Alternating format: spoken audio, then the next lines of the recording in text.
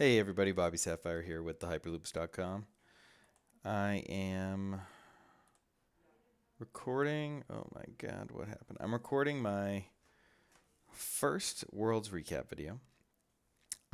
This is some bonus footage. We're gonna do round 9, where I played against Luke Magnusson, but the stream for the round 1 match cut over and saw the end of this game. It was a pseudo mirror. It was Sabine Yoda versus Sabine Ezra. Sabine Yoda in playtesting the night before was trucking me. The Sabine Yoda deck was another 6-0, so it was something I was trying to prepare for. However, we were playing with our optimized list. Andrew Cox and I had worked on Sabine Yoda to see if it was better than Sabine Ezra for a while, and we really liked our list.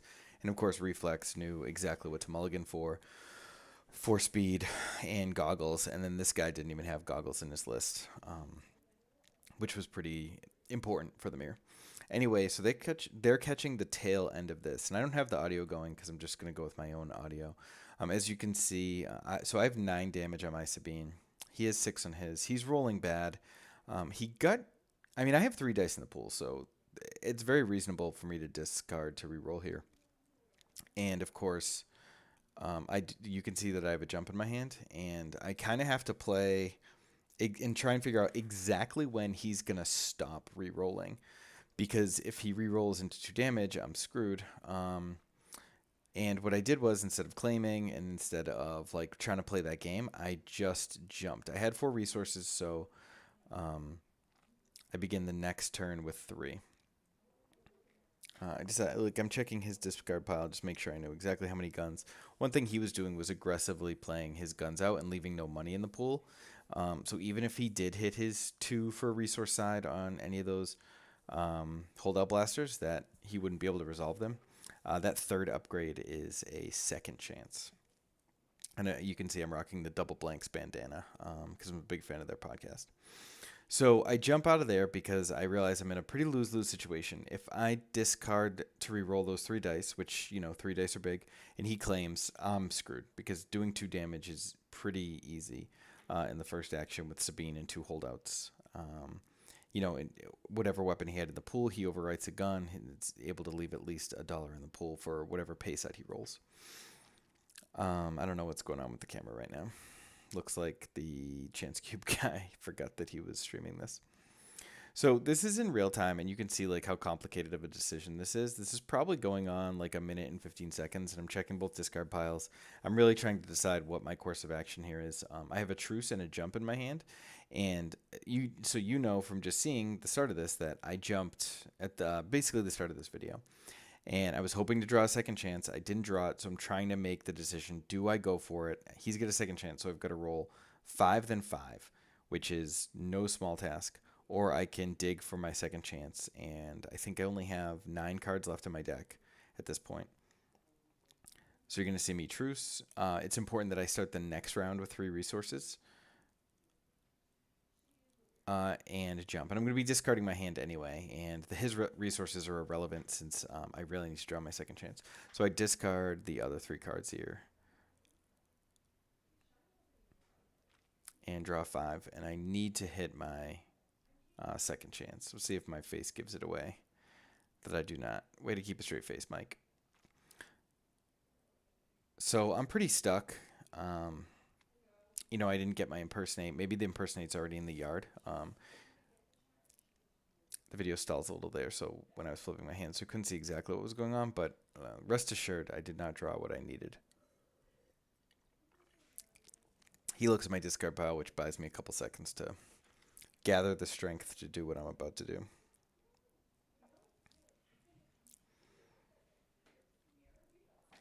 I probably have a bunch of discarded weapons that I have the option with, but because I needed to do 10, that I overwrite the DL with the DL because I need the extra 3 side. So it's kind of bad that it freezes here because it was on the phone. You can tell by his reaction that I rolled 11. And yeah, I mean, I was shit out of luck if I didn't roll that. You can see on my face how lucky I was, and it's just all luck. Like, that's what I'm saying. It's just all luck. I'm sure I'm flipping over my discard pile, showing him my second chance was in the bottom. That's the kind of luckiness that I needed to do well. And I flashed the dice here, and you can see for a quick second that it's 3-3-3 on those 3 dice. So it's pretty dope. All right. Looks like he was talking to Magnusson. And we'll just fast forward. There's Outrun getting a picture of my dice, my boy Adam. All right, so we're going to fast forward to the match with Luke. And I haven't pre-watched this, so I'm going to just try and remember what I can from the match.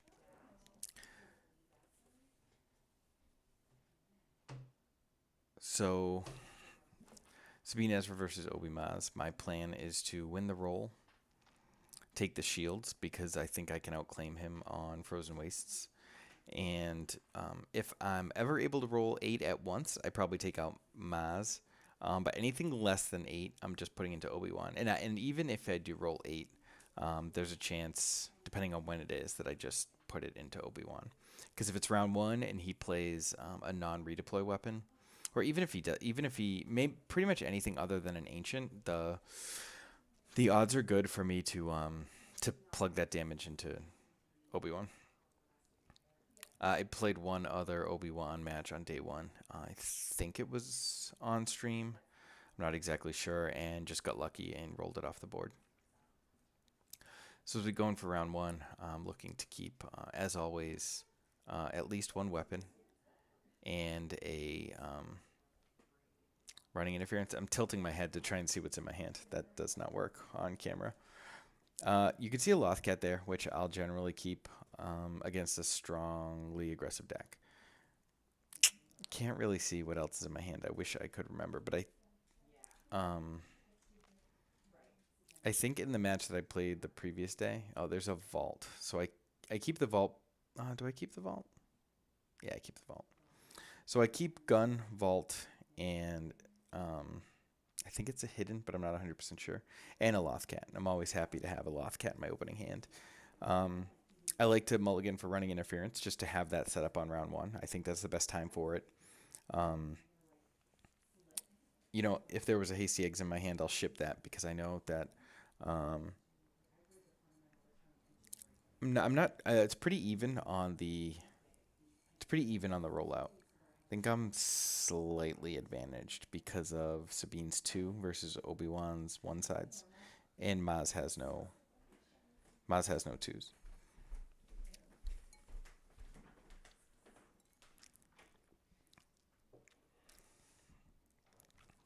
I kind of want to play these at 1.5 speed, but I guess with all the slow play allegations, which are pretty painful when I'm seeing on the Twitch streams who's saying them, that I think I'd rather just keep it in 1.0 to kind of get a gauge of how I'm playing. In fact, I'm going to put a stopwatch on my phone so I can look down at any time and kind of get a barometer of where we're at. So it's my typical setup with my tray, my rolling tray, in front of my dice with my damage on top, and then my resources next to it. And with my upside down battlefield, Leia staring at me. I like that Leia sleeve. It reminds me that when I'm running interference, when I hyperspace jump, that I want it. So he opens up with a Philp. And so we get to see my hand. So he takes my Lothcat, and we've got 2 guns, vault, and second chance. So I'm also never sad to see second chance. And as he didn't play a weapon, didn't roll out. So here I roll double blanks on the Ezra dice, and I'm still wearing the bandana. And Sir Christopher's right behind me, and I glare at him and whip it off and throw it on the ground. So he plays an ancient, which I'm not too happy to see, but. I roll the +2 special on Ezra. I call that the Ezra special. +2 is phenomenal, and then and that special sitting there just basically prevents them from ever playing a resource. So X8 not ideal with only $2 in the pool, but I roll and I get super lucky and roll. It looks like 1, 2, 3, 4, 5. 6. He's using Claire tokens, and it's super blurry. I might have just rolled. I don't know. 1, 5. It must have been 6, right? because it's not a blue side, it's a black side. It's got to be the 1 damage side. Wonder why it's so blurry. Bummer. So he rolls some damage, and I take it on Sabine, and he knows I have nothing. So I play the Vault here, and I can claim anytime. What did you do to get rid of my Ezra die? Oh, he claimed. He claimed to get rid of my Ezra die. I guess at 1.0 it's even happening a little too fast. Man, what a slow player. Can't even tell what's going on. I'll say this about the Obi-Maz. That's not the kind of round he wants. So if I did 6, he should be at 8 health. It looks like there's only 2 tokens there. So he rolls. He's got that's a 3x, 3x, 1x. So I've got the holdout in my pool, and my thinking here is, actually, I'm going to pause it just to stop where it's going. This is round 2, remember? So my thinking here is I overwrite. Maybe there's a truce in my hand. Man, I wish this wasn't so blurry. But I need that second chance down. He's got the 3x, and I think the 1x. And if I whiff, I can second chance. I guess like I can take 7. Oh no, I'm playing around. He has my ally as the 4. So if he has my ally, that's a dead Sabine exactly 10. He can resolve the 3 and then resolve 7 to kill exactly. So I'm trying to think about exactly what I need to do.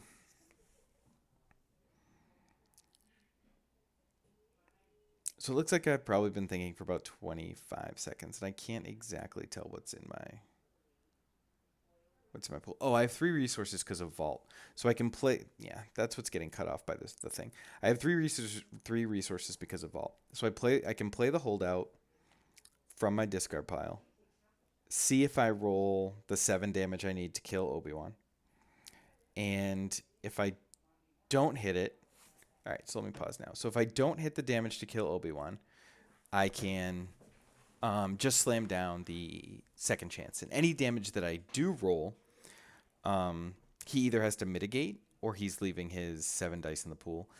If I have nothing in my hand, which I think I don't, I can always claim to take one of those 3s away.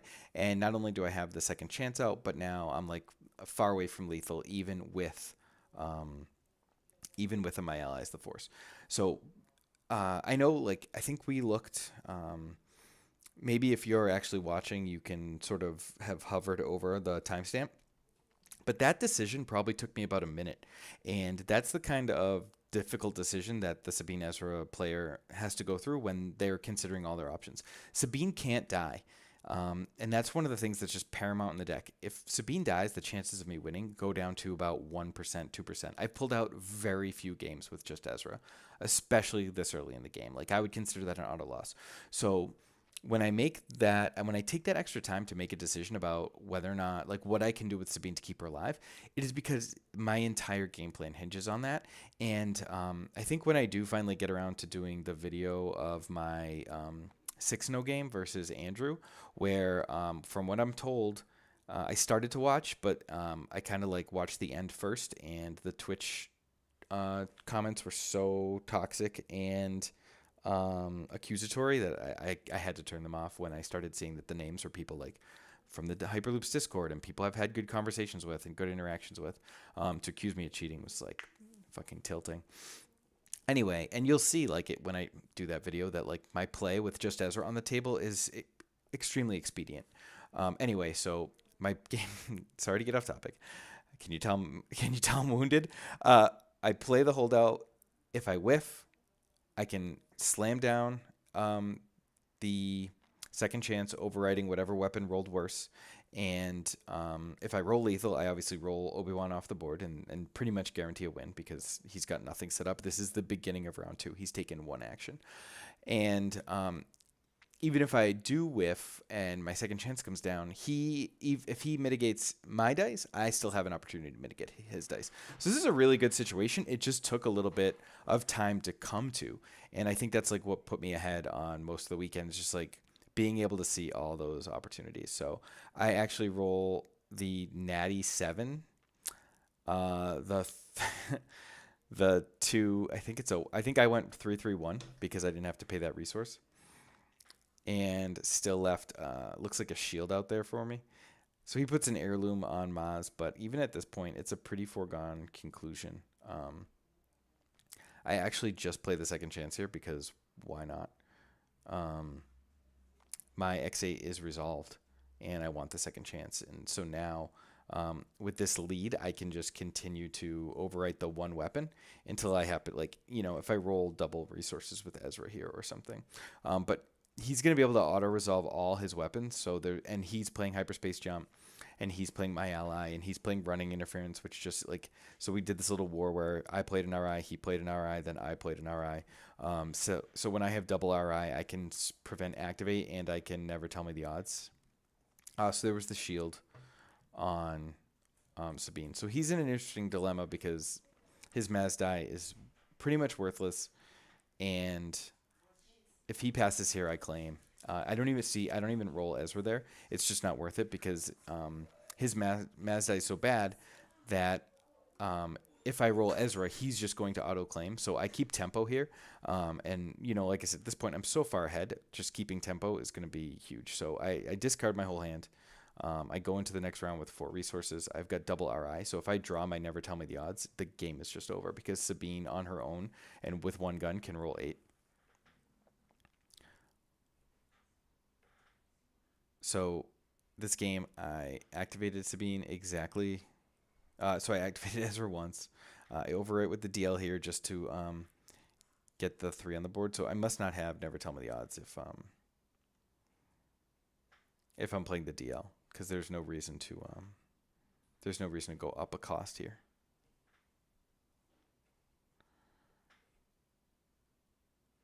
Oh no, I do have it.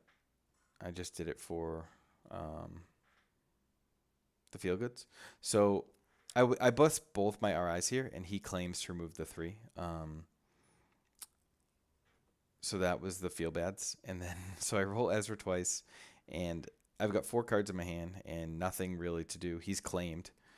I have good cards. I have easy pickings, but like none of my mitigation matters. So I've got 10 rolls essentially to roll a +2, and let's see if I do it. So we're going on 6 here. I do roll double special, which I think at that point I should have just like, I'll just eat your 2 resources. So finally I roll a damage and I do 7 Amaz, and then I eat his resource. Hey, kids gotta eat. At this point he's probably feeling demoralized, but now that I'm thinking about it, is that he has the opportunity to Maz activate and then auto resolve his heirloom and still RI to prevent me from activating, and then he can jump. So he's not even in a terrible position. He just has a long way to go. Sabine's got 7 health and a shield, so he's got a long uphill battle. But if he were to draw a jump, he can essentially do 9 damage. She just has the second chance, so I guess it's just more of a foregone conclusion then. I guess like under different circumstances, and what am I supposed to talk about, right? Sabine's in a commanding position, but if I didn't have the second chance, there would be lines of play that he could take. So I guess that's just like the one interesting thing we can kind of say.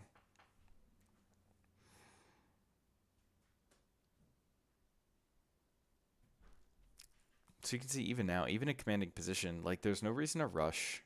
And well, I have taken about 20 seconds since he passed. It's important to go over like exactly what your opponent can have. And I think at this point I'm figuring that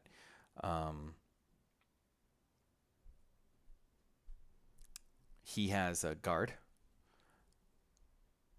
And there's no I don't know why he wouldn't.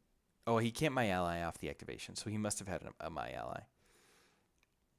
That's probably what I was thinking. It's important to like figure that out. So I just roll. I didn't even roll that one in the pool, and just roll all the damage.